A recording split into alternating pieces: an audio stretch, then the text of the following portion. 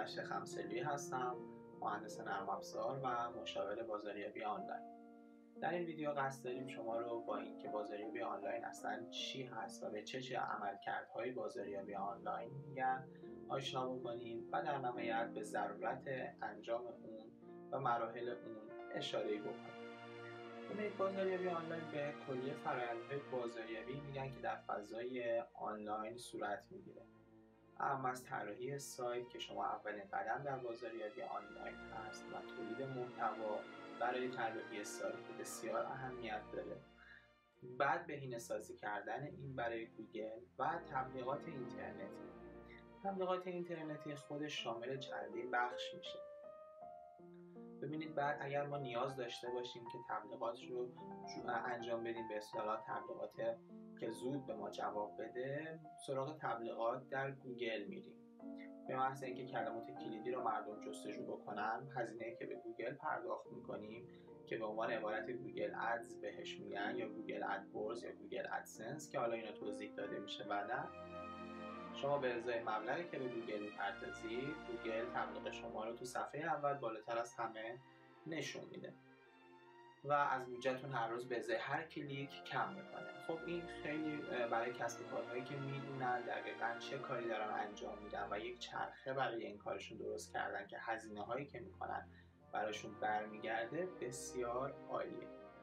بحث های تبلیغاتی که مثل تبلیغات در شبکه‌های اجتماعی هست، مثل تبلیغات در اینستاگرام، تبلیغات در تلگرام و محتواسازی خاص برای این نوع تبلیغات بسیار اهمیت داره.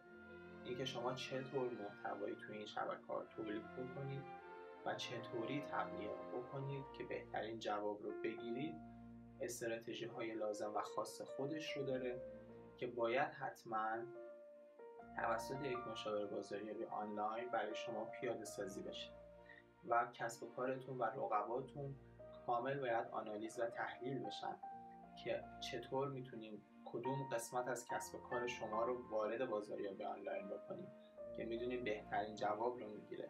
ممکنه کسب و کاری 10 خدمات 10 نوع خدمات ارائه بده، ولی یک خدمت رو بهتر هست که ما وارد بازاریابی آنلاین بکنیم و براش تولید محتوا تو شبکه‌های اجتماعی بکنیم و بتونیم از اون طریق به مشتری‌های خاص خودمون برسیم.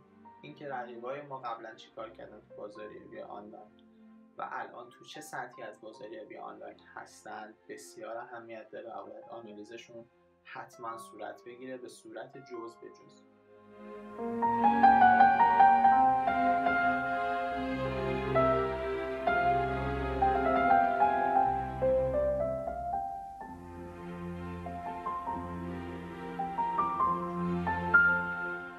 مباحث دیگه که در بازاریابی آنلاین مطرح هست، تبلیغات تو سایت‌های پربازدید هست که این تبلیغات برای سایت‌های پربازدید جواب آنی و اینکه مثلا منظور من از جواب آنی این هستش که به محض اینکه تبلیغ میره از اون وقت تلفن‌های شما زنگ بخوره.